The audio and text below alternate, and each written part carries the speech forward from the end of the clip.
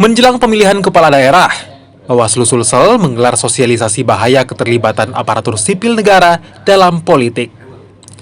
Sosialisasi diberikan ke pengawas internal instansi pemerintahan, mulai dari pemerintah provinsi, pemerintah daerah, BUMD, dan juga TNI Polri.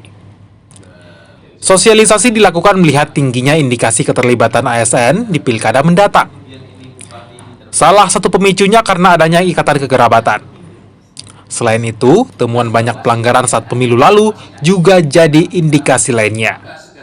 Ini karena isu krusial dalam pemilihan adalah salah satu netralitas ASN dan Polri. Tapi yang paling, kalau melihat grafik penanganan pelanggaran dalam pemilihan kali ini yang cukup tinggi itu adalah ASN.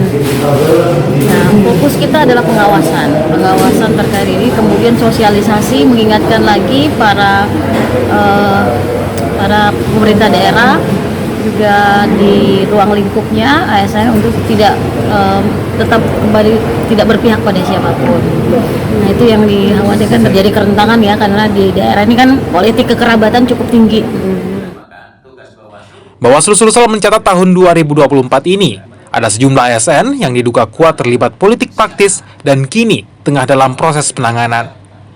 ASN yang diduga melanggar ditemukan di Pinrang sebanyak 17 orang, Palopo 7 orang, Luwu 8 orang, dan sejumlah ASN lainnya di Luwu Timur, Pangkep, Kota Makassar, Sinjai, dan Takalar.